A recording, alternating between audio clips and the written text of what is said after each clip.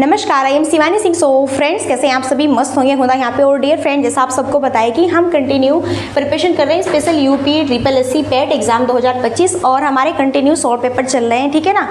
और यहीं पर अगर हम बात करते हैं, आज का जो हमारा सॉल्व पेपर है वो रहेगा 50 क्वेश्चंस का। सो सबसे पहले हम भौतिक विज्ञान का टेस्ट लेंगे, 10 क्वेश्चंस होंगे, कुछ बीच बीच में एक्स्ट्रा पॉइंट्स भी होंगे। फास्ट तरीके से हम चलेंगे क्योंकि मैंने ऑब्वियसली सारी चीज़ें यहाँ पे आपको थ्योरी में पढ़ाई हुई है। अब ओनली यहाँ पर हमारा सिर्फ और सिर्फ टेस्ट होगा, ठीक है ना। तो बिना टाइम वेस्ट करते हुए यहाँ पे सीधा बढ़ते हैं। अगर आपको ये पीडीएफ चाहिए, फटाफट टेलीग्राम ज्वाइन कर लेना। टेलीग्राम का लिंक यहाँ पे नीचे डिस्क्रिप्शन बॉक्स में, देन कमेंट बॉक्स में प्रोवाइड कर दिया जाएगा। फटाफट आप उसे ज्वाइन कर लीजिए, ठीक है। चलो, तो स्क्रीन पर फर्स्ट क्वेश्चन है कि किसी संगीत यंत्र की जो ध्वनि तीव्रता होती है वो किस में मापते हैं। देखो, किसी संगीत यंत्र की जो ध्वनि की हम बात करते हैं, साउंड जो होता है, ठीक है, लाउड स्पीकर साउंड, यानी कि आवाज़ जो बहुत ज़्यादा होती है, जहाँ पर आपकी जो आवाज़ होती है, वॉइस होती है, बहुत ज़्यादा होती है। मानो आसपास में शादी वगैरह हो रही है, ठीक है, तो भैया आपको पता है कि शादी वगैरह में जो ये बहुत साउंड्स वगैरह होते हैं, ठीक है, बजते हैं, तो वहाँ पे जो ध्वनि होती है तीव्रता, किसके थ्रू हम माप सकते हैं उसको। तो महो है, लक्स है, हैंड या फिर डेसिबल। और ये क्वेश्चन बहुत बेसिक है, ऑब्वियसली आप इसे स्टार्टिंग से पढ़ते हुए आ रहे हैं, ठीक है ना। तो यहाँ पे सही आंसर हमारा क्या होगा? ऑप्शन डी होगा। चलो आगे देखो, नेक्स्ट स्क्रीन पर क्वेश्चन, आवर्ती मापने की इकाई का नाम क्या है। आवर्ती मापने की इकाई का हमें नाम बताना है। तो आवर्ती मापने की इकाई की बात करते हैं तो यहाँ पर इसका सही आंसर होगा, ये आपका गलत लिखा हुआ है, क्या होगा? हर्ट्ज होगा, ठीक है ना, इस तरह से। सो यहाँ पे इसको सही, यहाँ पे सी ऑप्शन होगा, ये हर्ट्ज नहीं हर्ट्ज है, ठीक है, टाइपिंग में मिस्टेक्स है। आगे बढ़े, नेक्स्ट देखो, पराध्वनिक गति का मापांकन किस इकाई से होता है, ये बताना है। पराध्वनिक जो गति है इसका मापांकन हम किस इकाई से कर सकते हैं? मैक है, रिक्टर है, नॉट है या फिर हर्ट्ज है। ओके, सो पराध्वनिक गति का मापांकन हम करते हैं मैक इकाई से। किस इकाई से करते हैं? मैक इकाई से करते हैं। ऑब्वियसली यहाँ पे हमारा फर्स्ट जो आंसर है वो क्या होगा? करेक्ट होगा, ठीक है ना। अब चलो यहाँ पे कुछ और देख लेते हैं, एक्स्ट्रा पॉइंट्स है। अभी देखो, हमने पराध्वनिक की बात करी है, ओके। अभी यहाँ पे हम बात करें, यहाँ पे हर्ट्ज जो है किसका मात्रक है? आवर्ती का मात्रक क्या होता है? हर्ट्ज है। आवर्ती का मात्रक हर्ट्ज होता है। ये कुछ एक्स्ट्रा पॉइंट्स आपके लिए। नोट चाल का मात्रक है, यह एक समुद्री मील, ठीक है ना। ये देखो 1.852 किलोमीटर प्रति घंटा के बराबर है। और रिक्टर भाई भूकंप तीव्रता का पैमाना यहाँ पे मापता है। अगर आपसे पूछे कि जो यहाँ पर आपका भूकंप तीव्रता है किसके थ्रू मापी जाती है, तो यह आपकी रिक्टर के थ्रू मापी जाती है। ऑब्वियसली यहाँ से बहुत क्वेश्चन बनते हैं, ये कुछ एक्स्ट्रा आपके लिए फैक्ट्स है। नेक्स्ट क्वेश्चन पे नेक्स्ट यहाँ पे स्क्रीन पर क्वेश्चन 4 है, न्यूटन किसकी इकाई है, ये बताना है। न्यूटन जो है आपकी किसकी इकाई है? चाल की, बल की, आयतन की या फिर क्षेत्रफल की, ठीक है।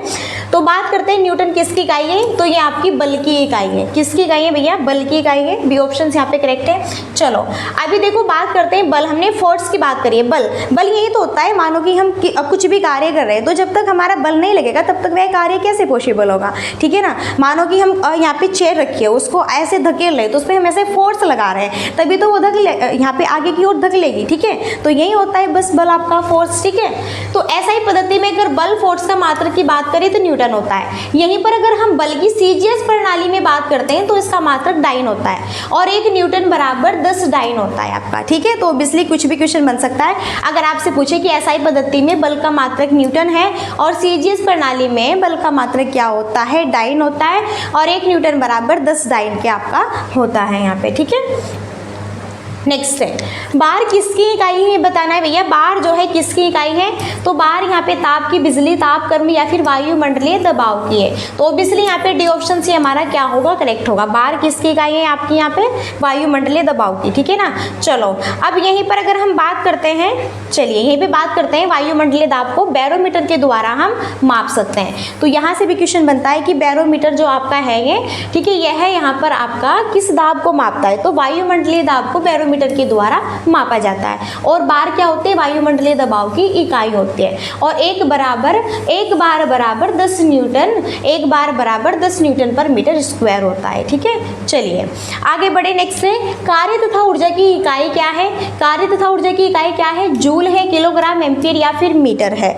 बहुत बेहतरीन क्वेश्चन है, ठीक है ना। स्क्रीन पर कार्य और ऊर्जा की इकाई क्या है, ये बताना है। ऑब्वियसली अगर हम कार्य और ऊर्जा की इकाई की बात करते हैं तो यहाँ पर क्या होगा? करेक्ट आंसर जूल होगा आपका, ठीक है ना। सो ए ऑप्शन यहाँ पे हमारा क्या है, करेक्ट है। सो आइए यहाँ पे इसके कुछ इंपॉर्टेंट फैक्ट्स है, इंपॉर्टेंट पॉइंट्स है, जिसे हम यहाँ पे देखने की कोशिश करेंगे। क्लियर भैया। तो यहाँ पर देखो इंपॉर्टेंट पॉइंट से, कार्य एक क्या है आपकी अदिश राशि, ये भी पूछा जा सकता है कि कार्य आपकी किस तरह की राशि है, अदिश है या फिर सदिश है। तो ऑब्वियसली हम याद रखेंगे कार्य हमारी क्या है, ये एक अदिश राशि है और इसका मात्रक न्यूटन क्या है, न्यूटन मीटर है, जिसे हम क्या कहते हैं भैया, जूल भी कहते हैं, ठीक है ना। आगे बढ़े। नेक्स्ट देखो स्क्रीन पर, गतिशील श्यानता की एसआई इकाई क्या है। गतिशील श्यानता की एसआई इकाई क्या है, न्यूटन प्रति मीटर है, पास्कल सेकंड है, न्यूटन प्रति मीटर वर्ग है या फिर पास्कल मीटर है। ऑब्वियसली क्वेश्चन 7 हमारे सामने है और यहाँ पे सही होगा क्या, पास्कल सेकंड। ओके, क्या होगा भैया, पास्कल सेकंड यहाँ पे सही आंसर हो जाएगा। निम्नलिखित में से कौन सी राशि का मात्रक जूल नहीं है, बताना है। इनमें से कौन सी राशि का मात्रक जूल नहीं है, यांत्रिक ऊर्जा है, ऊष्मा है, कार्य है या फिर सामर्थ्य है। ओके, सो यहाँ पे आपका जूल नहीं है, कौन सी राशि का मात्रक जूल नहीं है, ठीक है ना। तो जो सामर्थ्य है यहाँ पे इसका नहीं है, अब यहाँ पे इसके बारे में हम जानते हैं एक्चुअली ये सामर्थ्य है क्या। तो जूल सामर्थ्य का मात्रक नहीं, बल्कि यह यांत्रिक ऊर्जा, कार्य और ऊष्मा का मात्रक होता है आपका जो ये सामर्थ्य है। कार्य करने की दर को क्या कहते हैं, शक्ति या फिर सामर्थ्य कहते हैं, पावर, और इसे हम पी से ही इंडिकेट करते हैं। तो भैया कार्य जो वर्क है हमारा, ओके, तो यहाँ पर कार्य की बात हो रही, कार्य करने की दर को हम शक्ति, पावर, ठीक है ना। अब कुछ भी हम कार्य करेंगे तो भैया कुछ भी कार्य कर रहे हैं तो हर एक कार्य में एनर्जी होनी चाहिए, ओके ना। तो यही चीज़ है आपकी। तो जूल सामर्थ्य का मात्रक नहीं है, बल्कि यांत्रिक ऊर्जा, कार्य और ऊष्मा का मात्रक होता है। कार्य करने की दर को शक्ति या फिर सामर्थ्य कहते हैं, पावर जिसे कहते हैं, और इसे हम पी से क्या करते हैं, यहाँ पे इंडिकेट करते हैं, ठीक है। चलो नेक्स्ट है, निम्नलिखित में से शक्ति का मात्रक कौन सा है, ये बताना है हमें। शक्ति का मात्रक कौन सा है, जूल है, जूल पर सेकेंड है, जूल से सेकेंड है या फिर किलोवाट घंटा है। ओके, चलो तो यहाँ पे सही आंसर क्या होगा, जूल पर सेकंड होगा, ठीक है ना। क्या होगा भैया, जूल पर सेकंड होगा ऑब्वियसली। आगे बढ़े, नेक्स्ट देखो। अच्छा, शक्ति का एसआई मात्रक क्या होता है आपका, वाट होता है, ठीक है ना। क्या होता है, शक्ति का एसआई मात्रक वाट होता है। अच्छा, पास्कल किसकी इकाई होती है, बहुत इंपॉर्टेंट है, बेसिक क्वेश्चन है लेकिन बहुत अच्छा है। आर्द्रता की, वर्षा की, दाब की या फिर तापमान की पास्कल इकाई होता है आपका किसका होता है। तो पास्कल जो है आपकी किसका इकाई होता है बताना है, तो यह आपकी है दाब का, ठीक है ना। चलो बहुत इंपॉर्टेंट था ऑब्वियसली। तो यहाँ पे हमारे भौतिक विज्ञान के 10 क्वेश्चन तो फिनिश हुए। अब आगे बढ़ते हैं हम फटाफट यहाँ पे रासायन विज्ञान के टेस्ट की ओर। ओके, बहुत ही बेहतरीन हुंदा यहाँ पे क्वेश्चंस रहेंगे और एक भी क्वेश्चंस बाहर नहीं जाएगा। जी हाँ, एक नाभिक में प्रोटॉन और न्यूट्रॉन को बांधने वाले बल को हम क्या कहते हैं, ये बताना है। देखो, एक नाभिक में प्रोटॉन और न्यूट्रॉन को बांधने वाले बल को क्या कहते हैं, विद्युत चुंबकीय बल कहेंगे, दुर्बल नाभिकीय बल कहेंगे, गुरुत्वाकर्षण बल कहेंगे, फिर प्रबल नाभिकीय बल कहेंगे। ओके, चलो तो यहाँ पर बात करते हैं, इसको हम क्या कहेंगे भैया, प्रबल नाभिकीय बल कहेंगे, ठीक है ना। ऑप्शन यहाँ पे जो डी है वो राइट होगा। नेक्स्ट है, प्रोटियम, ड्यूटेरियम और ट्राइटियम को निम्नलिखित में से किसकी श्रेणी में रखा गया है। आइसोटॉप है, आइसोसोमर है, आइसोबार है, आइसोकोर है, ठीक है ना। तो यहाँ पर हम प्रोटियम, ड्यूटेरियम और ट्राइटियम को इनमें से किसकी श्रेणी में रखते हैं, और इसकी हम बात करें, इसको हम जो है आइसोटॉप की श्रेणी में रखते हैं। चलो इनके बारे में थोड़ा हम जान लेते हैं, एक्चुअली ये है क्या चीज़, क्या बला है ये, ठीक है ना। चलो, जिन तत्वों की परमाणु संख्या देखो समान होते हैं, जिन तत्वों की जो परमाणु संख्या होती है भैया वो क्या होते हैं, इक्वल होते हैं, यहाँ पे बिल्कुल समान होते हैं, परंतु द्रव्यमान संख्या उनकी डिफरेंट होती है, अलग अलग होती है। उन्हें हम क्या कहते हैं, समस्थानिक कहते हैं। जैसे हाइड्रोजन के 3 समस्थानिक, जैसे यहाँ पे प्रोटियम है और ड्यूटेरियम है और क्या है, ट्राइटियम है, ठीक है ना। तो ये क्या है आपके यहाँ पे, ओके, समस्थानिक है। क्लियर है। चलो आगे देखो, नेक्स्ट है, निम्नलिखित में से कौन से कानून या फिर सिद्धांत सही तरीके से मेल नहीं खाते हैं। तो ये 4 ऑप्शन है यहाँ पे।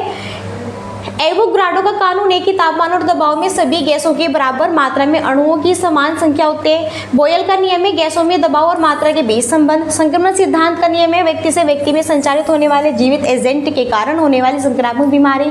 हुंड का नियम है परमाणु में कोई भी 2 इलेक्ट्रॉन एक ही ऊर्जा स्तर पर नहीं रख सकते हैं। तो यहाँ पे जो हमारा रॉन्ग आंसर से हमें वही बताना है, ठीक है ना। चलो, सही तरीके से मेल नहीं खाता है। सही तरीके से मेल यहाँ पे ये सभी खाते हैं। लेकिन ऑप्शन जो डी है, हुंट का नियम कि परमाणु में कोई भी दो जो इलेक्ट्रॉन है वो एक ही ऊर्जा स्तर पर नहीं आपके रख सकते हैं। ऑब्वियसली ये यहाँ पे जो पॉइंट से आपका गलत दिया हुआ है, ठीक है। चलो आगे बढ़े। नेक्स्ट है इलेक्ट्रॉन की खोज का श्रेय किसे जाता है। क्वेश्चन तो बड़ा ही इंपॉर्टेंट है और बहुत बेसिक क्वेश्चन रहता है, ठीक है। तो यहाँ पे सिंपल सा पूछा है कि इलेक्ट्रॉन की खोज का जो श्रेय है भैया ये किसे जाता है, आपका बस बेसिक क्वेश्चन है, बताना है। तो आपको पता है ना, यहाँ पे जे थॉमसन है, ठीक है, ऑब्वियसली राइट है ना। चलो अब यहाँ पे देख लेते हैं, एक साइड में मूल कण, एक साइड में प्रतीक है उनके, एक साइड में क्या है, खोज करता है, फास्ट। ओके, इलेक्ट्रॉन का प्रतीक क्या होता है, ई होता है, खोज करता है जे थॉमसन है। प्रोटॉन का क्या होता है, प्रतीक पी होता है, गोल्डस्टीन यहाँ पे, ठीक है। और भैया नामकरण रदरफोर्ड ने क्या है, खोज करता है यहाँ पे। न्यूट्रॉन एन से इंडिकेट करेंगे, जेम्स चैडविक इसके खोज करता है। और नाभिक को भैया यहाँ पे देखो आपके ये क्या है, रदरफोर्ड इसके खोज करता है, ठीक है ना। चलिए नेक्स्ट से प्रोटॉन का द्रव्यमान क्या होता है ये बताना। प्रोटॉन का जो द्रव्यमान है वो क्या होता है, बेसिकली इस तरह से एक दो क्वेश्चन आपका बन सकता है। चलो तो 5 का सही आंसर क्या होगा, यहाँ पे देखो 1.6726 मल्टीप्लाई 10 - 24, ये यहाँ पे इस तरह से आएगा, इस तरह से ऊपर, ठीक है, इस तरह से यहाँ पे ये ग्राम। ओके, ये होता है भैया। चलिए फर्स्ट यहाँ पे राइट है। तो प्रोटॉन एक क्या है, आपका धनात्मक मूलकण है और इसकी खोज किसने की है, गोल्डस्टीन ने की है। ऑब्वियसली आपसे पूछा जा सकता है, बेसिक में ये पूछा जा सकता है कि प्रोटॉन एक क्या है आपका, तो यह एक धनात्मक मूलकण है और इसकी खोज का श्रेय किसे जाता है, गोल्डस्टीन को इसका खोज का श्रेय यहाँ पे जाता है। अच्छा, न्यूट्रॉन की खोज किसने की है, जे थॉमसन है, रदरफोर्ड है, चैडविक है या फिर मोसले है। तो यहाँ पे बताना है हमें कि न्यूट्रॉन की खोजकर्ता कौन है, ठीक है ना। चलिए तो न्यूट्रॉन की जो खोज है वो किसने की है भैया, चैडविक ने की है, बहुत ही बेहतरीन है। नेक्स्ट है ये प्रोटॉन के साथ परमाणु के नाभिक में क्या होते हैं, स्थित होते हैं और इसका द्रव्यमान प्रोटॉन के द्रव्यमान के क्या होता है, इक्वल होता है। ओके नेक्स्ट, अच्छा बताना है किसने प्रोटॉन की खोज की थी। इनमें से किसने भैया प्रोटॉन की खोज की थी, चैडविक है, रदरफोर्ड है, डाल्टन है या फिर गोल्डस्टीन है। ओके चलो, तो इनमें से किसने प्रोटॉन की खोज की थी, प्रोटॉन की खोज की थी किसने, यूजीन गोल्डस्टीन ने। किसने की थी भैया, यूजीन गोल्डस्टीन ने की थी, ठीक है। नेक्स्ट, अच्छा इलेक्ट्रॉन की खोज का श्रेय किसे जाता है, तो जे थॉमसन को जाता है। न्यूट्रॉन की खोज का श्रेय किसे जाता है, चैडविक को जाता है, ठीक है। इस तरह के कुछ एक्स्ट्रा पॉइंट्स है, ऑब्वियसली आपको याद रखने हैं, काफ़ी इंपॉर्टेंट टर्म्स यहाँ पे होंगे। नेक्स्ट बात करें, न्यूट्रॉन एक कण जो परमाणु के नाभिक का अंश है, इसकी खोज किसने की, क्यूरी है, रदरफोर्ड है, प्लैंक है या फिर चैडविक है। ओके सो यहाँ पे क्या होगा, जेम्स, यस यहाँ पे जेम्स चैडविक, ठीक है ना, डी ऑप्शन यहाँ पे राइट होगा। न्यूट्रॉन एक कण जो परमाणु के नाभिक का अंश है की खोज किसने की है, तो यहाँ पे सही आंसर ऑप्शन डी होगा हमारा। नेक्स्ट क्वेश्चंस, तो एक मिनट। नेक्स्ट, अभी यहाँ पे देखो खोज करता है यहाँ पे और आपके, ठीक है ना। तो यहाँ पे देखो न्यूट्रॉन की खोज कौन करते हैं, जेम्स चैडविक करते हैं, नाभिक की कौन करते हैं, रदरफोर्ड करते हैं, पोलिनियम की कौन करते हैं, मैडम क्यूरी करती है, और क्वांटम सिद्धांत के कौन करते हैं, मैक्स प्लांक करते हैं। बहुत इंपॉर्टेंट है, आप इन्हें फास्ट रट लीजिए, बहुत, जी हाँ बहुत बहुत बहुत बहुत ज़्यादा इंपॉर्टेंट है। चलो आगे बढ़ते हैं। नेक्स्ट है अल्फा किरणें क्या है, विद्युत चुंबकीय विकिरण है, ऋण आवेशित कण है, हाइड्रोजन के नाभिक है, हीलियम के नाभिक है। बताना है जो अल्फा किरणा है भैया ये क्या है, बताना है यहाँ पे जो अल्फा किरणा है ये क्या है, तो यह हीलियम के क्या है, यहाँ पे नाभिक है, ठीक है ना। अब फटाफट रट लो बस इनको।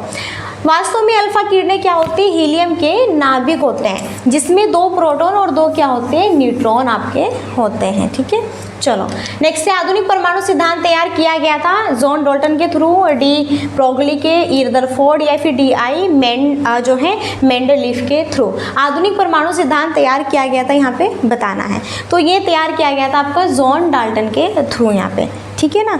चलो अभी यहाँ पे जो है हमारा भौतिक विज्ञान, देन यहाँ पे रासायन विज्ञान के टेस्ट फिनिश हुए। अब फटाफट यहाँ पे हम जीव विज्ञान के 10 क्वेश्चंस का टेस्ट यहाँ पे कंटिन्यू करते हैं। चलो स्क्रीन पे फर्स्ट क्वेश्चन है, एक अनिषेचित मानव अंडे में सामान्यतः ब्लैंक होता है, क्या होता है, एक एक्स क्रोमोसोम्स होता है या फिर वाई होता है, फिर एक्स और वाई दोनों होते हैं, फिर 2 एक्स क्रोमोसोम होते हैं। तो एक अनिषेचित मानव अंडे में सामान्यतः ब्लैंक होता है, एक यहाँ पे एक्स क्रोमोसोम होता है। आओ इसके बारे में मैं एक्स्ट्रा यहाँ पे पॉइंट्स आपको टर्म्स बता दे रही हूँ, जहाँ से ओबियसली हमारे क्वेश्चंस बार बार बन सकते हैं, ठीक है ना। चलिए अब यहीं पर अगर हम बात करते हैं इंपॉर्टेंट टर्म्स की, तो मानव में देखो 23 जोड़े गुणसूत्र पाए जाते हैं। यहाँ से क्वेश्चन बनता है कि मानव में कितने यहाँ पर आपके गुणसूत्र पाए जाते हैं, कितनी जोड़ी, तो भैया 23 जोड़े जो गुणसूत्र हैं वो मानव में पाए जाते हैं, जिसमें 22 जोड़े समान अलिंगी गुणसूत्र आपके ऑटोसोम्स होते हैं और एक जोड़ी 23वां जोड़ा होता है यह समान लिंगी गुणसूत्र आपका, जिसे हम हेटेरोसोम्स ठीक है कहते हैं, ये होता है। नर में यह XY होता है और मादा में XX आपका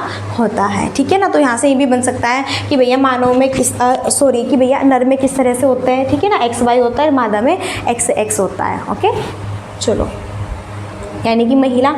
नेक्स्ट, हसिया कोशिका रक्ताल्पता, यहाँ पे बात करते हैं हसिया कोशिका रक्ताल्पता, यानी कि जो है स्किल्स सेल एनीमिया किसके कारण होता है, फोलिक अम्ल की कमी के कारण, हीमोग्लोबिन के सामान्य स्तर के कारण, लोह की कमी के कारण, फिर लाल रुधिराणुओं की उत्पत्ति RBC में कमी के कारण, ठीक है ना। चलो, तो यहाँ पर ये होता है हीमोग्लोबिन की असामान्य स्तर के कारण, ठीक है। जो हसिया कोशिका रक्ताल्पता, ये आपकी हीमोग्लोबिन खून रक्त की बात की जा रही है, ठीक है ना। तो जब इसमें असामान्य स्तर के कारण बढ़ने लगती है तो हसिया कोशिका रक्ताल्पता रोग आपको होने लगता है। देन यही चीज़ें यहाँ पे हैं। नेक्स्ट, निम्नलिखित में से कौन सा रोग पुरुषों की तुलना में महिलाओं में बहुत कम होता है, कौन सा रोग होता है जो कि आपका यहाँ पे बात करें पुरुषों की तुलना में महिलाओं में बहुत कम होता है, और यहाँ पर ये होता है आपका क्या, वर्णांधता, कलर जो ब्लाइंडेंस होता है ना, यह आपको पुरुष में ज़्यादा देखने को मिलता है, महिलाओं में ये आपका रोग बहुत कम होता है। चलो अब बात कर लेते हैं ये क्या है। देखो, जो वर्णांधता रोग होता है, इस रोगी को लाल और हरा रंग पहचानने की क्षमता नहीं होती। लाल और हरा रंग, यहाँ से क्वेश्चन बनता है कि जो व्यक्ति आपके वर्णांधता रोग होते हैं वे कौन कौन सा रंग पहचानने में यहाँ पे क्षमता नहीं रख पाते हैं। तो एक आपका रेड होता है, एक क्या होता है आपका ग्रीन होता है, लाल होता है, और एक क्या होता है हरा यहाँ पे रंग होता है, जो कि पहचानने की क्षमता उसमें नहीं होती, ठीक है। और इस रोग के मुख्य रूप से पुरुष प्रभावित होते हैं। जी हाँ, सबसे ज़्यादा यहाँ पे इस रोग में आपके जो वर्णांधता है, पुरुष इसमें सबसे ज़्यादा क्या होते हैं आपके प्रभावित होते हैं, ठीक है ना। चलो आगे बढ़ते हैं। स्किन पर फॉर क्वेश्चन, आलू पर्ण वेलन विषाणु ब्लैंक किसके थ्रू प्रेषित होता है, लीफ होपर है, या फिर एफिड से, या फिर थ्रिप्स है, या फिर वाइट फ्लाई है। ओके चलो, क्वेश्चन 4 तो बात करते हैं, सही आंसर यहाँ पे क्या होगा, एफिड्स होगा। ओके नेक्स्ट है, स्किन पर कुछ जानवर बच्चों को जन्म देते हैं और कुछ अंडे देते हैं जो बाद में बच्चों का रूप ले लेते हैं। बच्चे के रूप में जन्म देने वाले जानवरों को किस नाम से जाना जाता है? जी हाँ बिल्कुल, देखो कुछ इस तरह से होते हैं जो बच्चों को जन्म देते हैं, लेकिन कुछ इस तरह होते हैं जो अंडे देते हैं और अंडे से बच्चा निकलता है, ठीक है ना, ऑब्वियसली। तो यहाँ पे बताना है बच्चे के रूप में जन्म देने वाले जानवर को किस नाम से जाना जाएगा, यहाँ पे ये बताना है, ठीक है। चलो तो यहाँ पर इसे जाना जाएगा जरायुज वाई विप्स, जो है जरायुज यानी कि वाई विप्रस जानवर के थ्रू यहाँ पर हम इसे जानेंगे। मोस्टली आपका टेस्ट चल रहा है इसलिए फास्ट यहाँ पे हम करेंगे, सारी चीज़ें मैंने कंटिन्यूटी आपको समझाई हुई है। ओके, मैंने बहुत अच्छे से थ्योरी यहाँ पे 1-2 मंथ पहले पढ़ा दी थी, ठीक है। आप देखो यहाँ पे बात करते हैं, कुछ जानवर बच्चों को जन्म देते हैं जिन्हें हम जरायुज कहा जाता है, जैसे मनुष्य है, चमगादड़, खरगोश, घोड़ा आदि। जबकि कुछ जंतु अंडे के माध्यम से बच्चे पैदा करते हैं, उन्हें हम क्या अंडस कहते हैं, जिसमें शतुमुर्ग है, सांप है। तो शतुमुर्ग और सांप ये अंडे देते हैं, उन्हीं अंडे से इनके बच्चे यहाँ पे निकलते हैं। जैसे मनुष्य है, चमगादड़ है, खरगोश है, घोड़ा है, ये सब आपके क्या करते हैं भैया, बच्चे को ही जन्म देते हैं, ठीक है। चलो नेक्स्ट, निम्नलिखित में से कौन सा गुण स्तनधारियों की विशेषता नहीं है, ये बताना है। कौन सा गुण स्तनधारियों की विशेषता नहीं है? ये गर्म रक्त वाले जीव होते हैं, इनमें त्रिकक्षीय हृदय पाया जाता है, इनकी त्वचा में बालों के साथ साथ पसीने और तेल की ग्रंथियां भी होती है।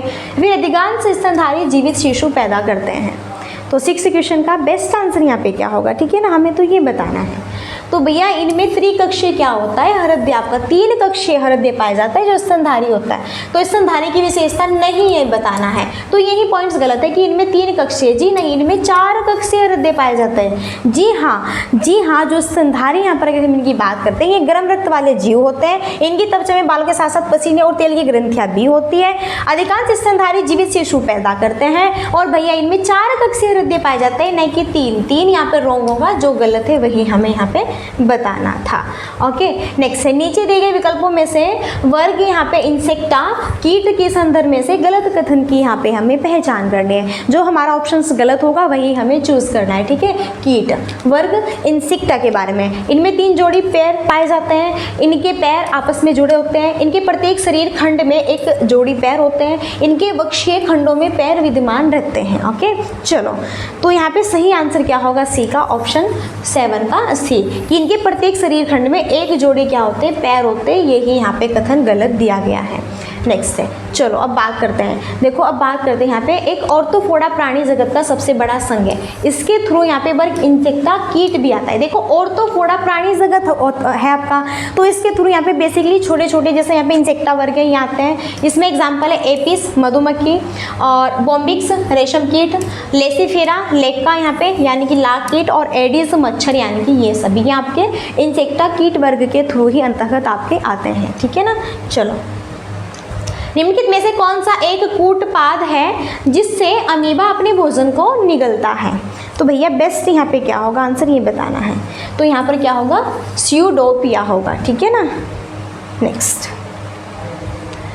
अच्छा बात करते हैं अमीबा की खोज आपकी कब होती है? 1755 में रसेल वान रोशेनहोफ ने की थी। अमीबा प्रोटिस्टा जगत के क्या आता है? थ्रू आपका आता है। ठीक है, यहाँ से क्वेश्चन बनता है। एक कीट की रक्त शर्करा होती है ग्लूकोज, ट्रेहालोज या फिर मैनिटोल या फिर मेनोज। ठीक है, तो भैया बताना एक कीट की रक्त शर्करा होती है यहाँ पे, तो ये होती है क्या आपकी? ट्रेहालोज। ठीक है, एक कीट की क्या होती है? रक्त शर्करा होती है।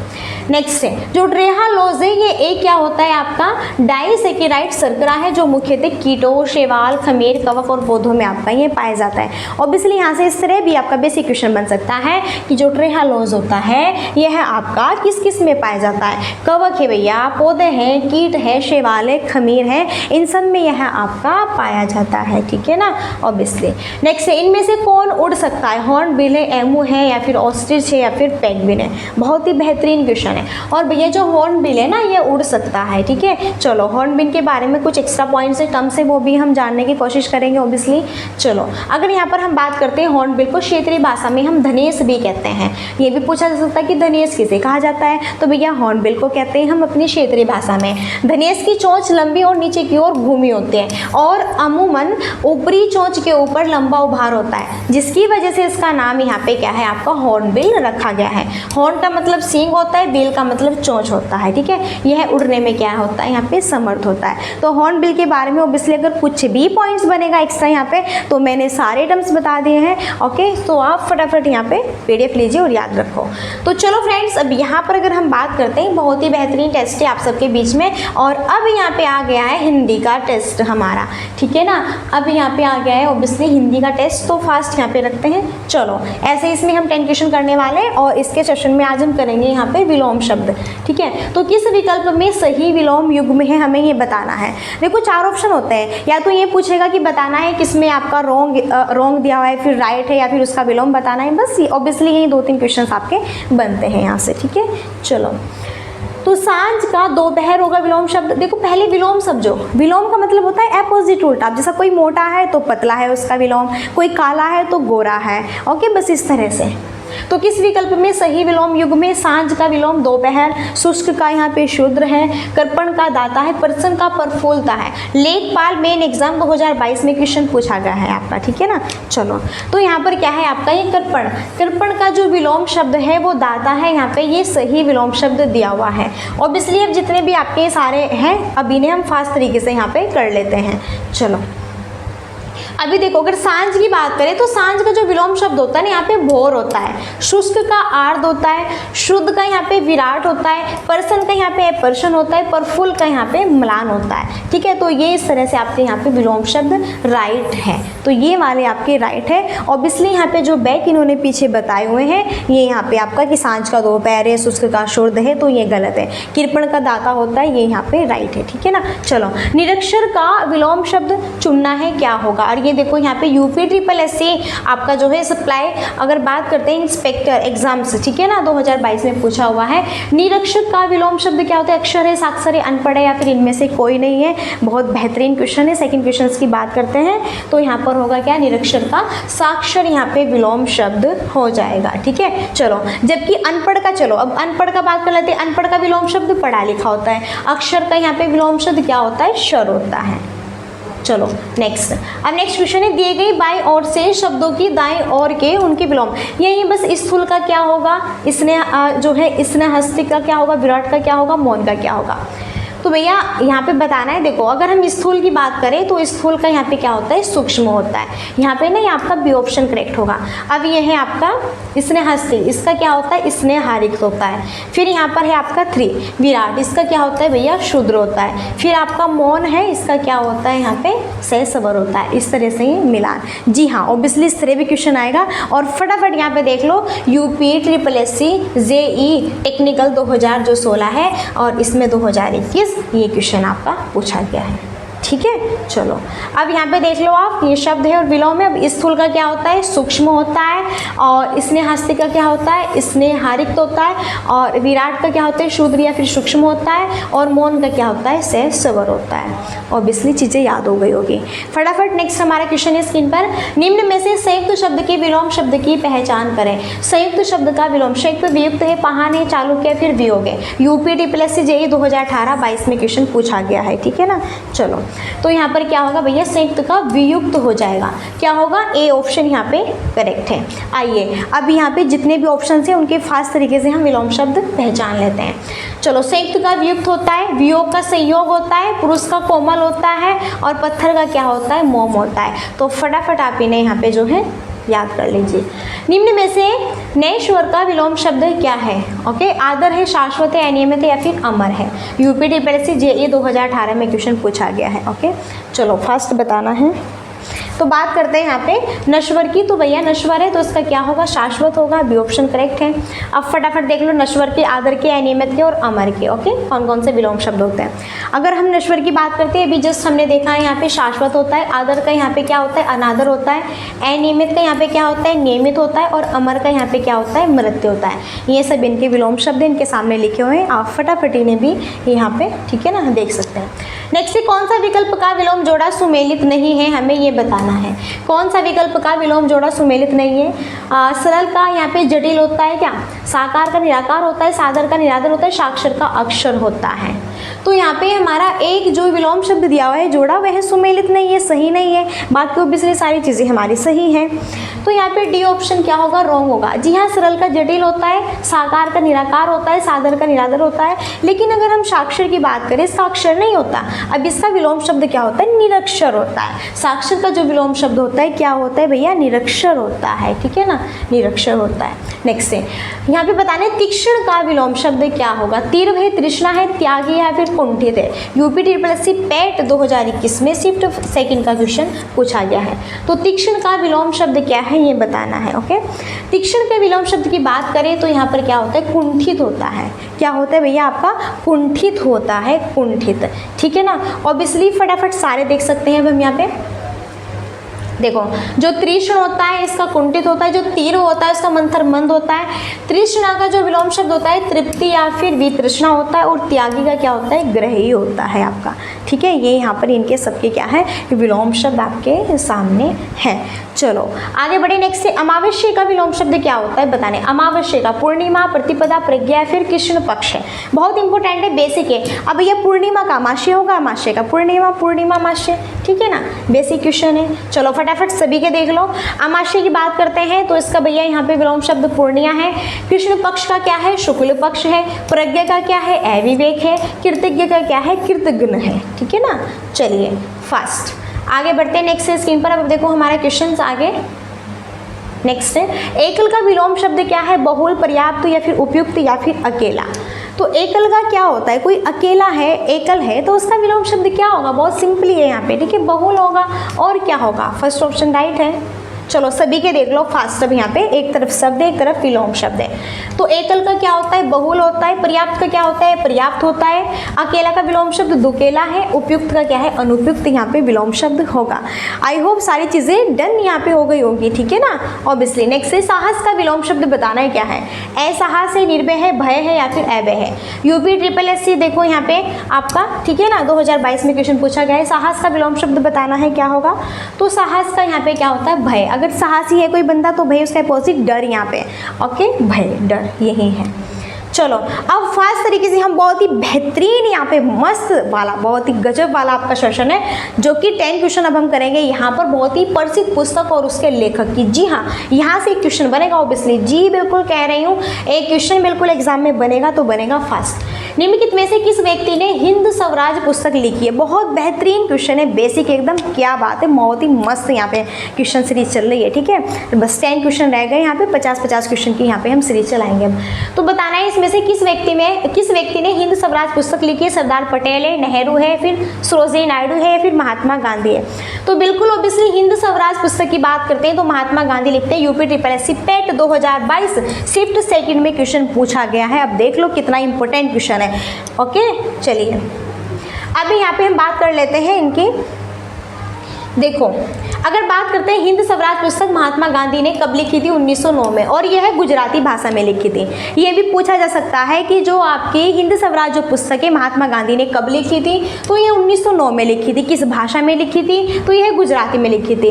इसके अतिरिक्त महात्मा गांधी ने और भी पुस्तकें लिखी, सत्य के साथ मेरा प्रयोग, मेरी जीवन कथा, राम नाम मेरे सपनों का भारत, संक्षिप्त आत्मकथा, दक्षिण अफ्रीका के सत्याग्रह का इतिहास और गीता बोध और बापू की सीख। ये सभी यहाँ पे महात्मा गांधी की क्या है? पुस्तक है। फटाफट इन्हें रट लीजिए, एक भी क्वेश्चन अगर आपका बाहर गया तो आप बताना, ठीक है ना। चलो आगे बढ़ते हैं। नेक्स्ट है निम्नलिखित में से किस व्यक्ति ने प्रसिद्ध पुस्तक यहाँ पे the story of my experiments with truth, ठीक है, विद ट्रूथ लिखी है? तो दयानंद सरस्वती है, नेहरू है, गांधी है, फिर सरदार वल्लभ भाई पटेल है। तो ये पुस्तक किसने लिखी है भैया? और इस पुस्तक की तो हम अगर बात करें ना तो ये पुस्तक भी आपके महान यहाँ पे कौन लिखते हैं? महात्मा गांधी लिखते हैं, ठीक है ना। The story of my experiments with truth ये किसने लिखी है? तो भैया ये भी आपके यहाँ पे किसने? महात्मा गांधी ने ही लिखी है ऑब्वियसली, ठीक है ना। चलो अब इनके बारे में देख लो फटाफट। यहाँ पे जितनी भी सारी बुक्स है, एक तरफ पुस्तक है, एक तरफ इनके राइटर है, तो कौन सी यहाँ पे बुक्स जो है किसने लिखी है? 4 ऑप्शन हमारे डन हो जाएंगे, ठीक है। The story of my experiments Mahatma Gandhi ने लिखी है। विद ट्रूथ आपकी सत्यार्थ जो प्रकाश है ये आपकी Saraswati, okay. Discovery of India Jawaharlal Nehru ने लिखी है। The man who saved India यह है हिंडोल सेन गुप्ता के थ्रू आपकी पुस्तक लिखी गई है, ठीक है ना। सारी चीजें क्लियर है। चलो आगे बढ़ते हैं। नेक्स्ट है पंचतंत्र की कथाएं किसके थ्रू लिखी गई? बहुत इंपॉर्टेंट, जी हाँ, बेस्ट क्वेश्चन है, और ये लिखी गई विष्णु शर्मा। और यहाँ से बार बार हर एग्जाम में क्वेश्चन आपका बनता है, जी हाँ, बार क्वेश्चन बनता है आपका यहाँ से हर एग्जाम में। तो बात करते हैं पंचतंत्र की कथाएं किसके थ्रू लिखी गई है? विष्णु शर्मा के थ्रू यहाँ पे ये लिखी गई है। चलो इंपॉर्टेंट है। अब पंचतंत्र की कथाएं पंडित विष्णु शर्मा के थ्रू लिखी गई है। इस ग्रंथ में प्रतिपादित राजनीति के 5 तंत्र भाग है, इसी वजह से पंचतंत्र कहा जाता है, ठीक है ना। चलिए नेक्स्ट है प्रसिद्ध पुस्तक है विंग्स ऑफ फायर। यह है यहाँ पे किसकी आत्मकथा है? विंग्स ऑफ फायर ये बताना है यह यहाँ पर किसकी आत्मकथा है? Wings of fire. और यह यहाँ पर है अब्दुल कलाम, जी हाँ, डॉक्टर एपीजे अब्दुल कलाम। क्या बात है, बहुत ही बेहतरीन। यहाँ पे बात करते हैं इनकी अन्य पुस्तक, यहाँ पे डॉक्टर जो एपीजे अब्दुल कलाम की अन्य एक्स्ट्रा पुस्तक की बात करते हैं तो India 2020 a vision for the new millennium, ये भारत की आवाज़, टर्निंग पॉइंट्स और हम होंगे कामयाब, ये सब यहाँ पे किसकी पुस्तक है? अब्दुल कलाम की पुस्तक है, ठीक है। इनके लिए एक लाइक्स तो बनता है फटाफट यहाँ पे, ठीक है ना। आगे बढ़ते हैं। नेक्स्ट है निम्नलिखित में से किसने बहुत ही फेमस पुस्तक पावर्स ऑफ द माइंड लिखी है? पावर्स ऑफ द माइंड लिखी है महात्मा गांधी, विवेकानंद, गुलजार या फिर टैगोर? यहाँ पे बढ़िया एकदम मस्त, ठीक है ना। तो यहाँ पे सही आंसर क्या होगा भैया? ये लिखी आपकी किसने? स्वामी विवेकानंद के थ्रू लिखी गई है। किसके थ्रू लिखी गई है? यह यहाँ पर आपकी स्वामी विवेकानंद के थ्रू लिखी गई है। अभी देखो हम अगर स्वामी विवेकानंद की बात करते हैं, बहुत ही फेमस पुस्तक है powers of the mind Swami Vivekananda के थ्रू। अब महात्मा गांधी की प्रसिद्ध पुस्तक यहाँ पे सत्य के साथ मेरे प्रयोग है। गोरा उपन्यास की रचना यहाँ पे रविंद्रनाथ टैगोर के थ्रू लिखी गई है। तो जो एक्स्ट्रा कुछ आपके ऑप्शन थे उनकी भी मैंने बता दी है कि यहाँ पे रविंद्रनाथ टैगोर के थ्रू गोरा उपन्यास की रचना की गई है, अगर पूछा जाए तो बता सकते हैं। तो यहाँ पर है अब द टर्बुलेंट ईयर्स 1980 से 1996 ब्लैंक किसके थ्रू लिखी गई है पुस्तक? मुखर्जी, सत्यार्थी, मोहम्मद है या फिर यहाँ पर बेकर होगा, ठीक है ना। ऑब्वियसली बहुत ही बेहतरीन सेशन है, तो बेस्ट यहाँ पे आंसर होगा option A Pranab Mukherjee. The turbulent years सामने लिखा हुआ है प्रणव मुखर्जी यहाँ पे, ठीक है ना। मधुशाला किनकी कृति है? गुप्त की है, टैगोर की है, बच्चन की या फिर प्रसाद की है? फटाफट बताना है यहाँ पे। ओके चलो, तो यह है आपकी किसकी? हरिवंश राय बच्चन की मधुशाला। मधुशाला हरिवंश राय बच्चन की है। फटाफट यहाँ पर देख लो फटाफट, और जितने भी ऑप्शंस थे उन सब के। तो हरिवंश राय बच्चन ने मधुशाला पुस्तक लिखी है, मैथिलीशरण गुप्त ने भारत भारती लिखी है, यहाँ से बहुत क्वेश्चन बनता है। रविंद्रनाथ टैगोर ने यहाँ पे जो है चित्रागदा, गीतांजलि, यहाँ पे चंडालिका और भाई गार्डनर और हंगरी स्टोन्स, ये सब यहाँ पे रविंद्रनाथ टैगोर की पुस्तकें हैं। और जयशंकर प्रसाद ने कामायनी, आंसू और लहर, ये सब पुस्तक यहाँ पे लिखी है, ठीक है ना। चलिए नेक्स्ट है माई कंट्री माई लाइफ किसकी आत्मकथा है? भाई my country my life, my country मेरा देश मेरा जीवन, ठीक है ना भैया, मेरा देश और मेरा जीवन, माई कंट्री माई लाइफ। तो भैया यहाँ पे सही आंसर क्या होगा? ऑब्वियसली बात करें यह है किसकी? यहाँ पे लाल कृष्ण आडवाणी की है, ठीक है। फटाफट अब फिर यहाँ पे है बेटों वाली विधवा, किसके थ्रू यहाँ पे लिखी गई लघु कथा है? ओके, तो यह यहाँ पर होगी प्रेमचंद के थ्रू आपकी लिखी हुई। अब फास्ट हम सारी देख लेते हैं। जो खलील आपकी जिब्रान है, इनके थ्रू यहाँ पे द प्रॉफिट कथाएं लिखी गई है, और यहाँ पे जो है इस्मत जो चुगताई है, इसके थ्रू इस्मत चुगताई यहाँ पे लिखी गई है, ठीक है ना। चलो नेक्स्ट है निम्न में से कौन सी किताब यहाँ पे सरोजनी नायडू के थ्रू नहीं लिखी गई है? बहुत बेहतरीन। द ब्रोकन विंग है, द गोल्डन थ्रेशोल्ड है, द गोल्डन बर्ड है, द बर्ड ऑफ टाइम है। बहुत इंपॉर्टेंट, वेरी वेरी, एक क्वेश्चन स्पेशल बन सकता है यहाँ से, ठीक है। तो यहाँ पर जो दो आपका ये है ना द गोल्डन बर्ड, यह यहाँ पे सरोजनी नायडू के थ्रू नहीं लिखी गई है। ओके चलो, बाकी ये सारी पुस्तकें द ब्रोकन विंग है और द गोल्डन थ्रेशोल्ड है, द बर्ड ऑफ टाइम है, ये सभी सरोजनी नायडू की यहाँ पे पुस्तक है। लेकिन इसकी बात करते हैं द गोल्डन बर्ड, यह सरोजनी नायडू की पुस्तक नहीं है। ये देखो फास्ट यहाँ पे ये मेरी क्लास है, रसगुल्ला क्लास, इकोनॉमिक्स का टेस्ट है, शिफ्ट फर्स्ट और सेकंड में आया हुआ। जी हाँ, बेहतरीन तरीके से फटाफट सारी क्लासेस को वॉच कर लो, एक भी क्वेश्चन बाहर नहीं जाएगा, ठीक है ना।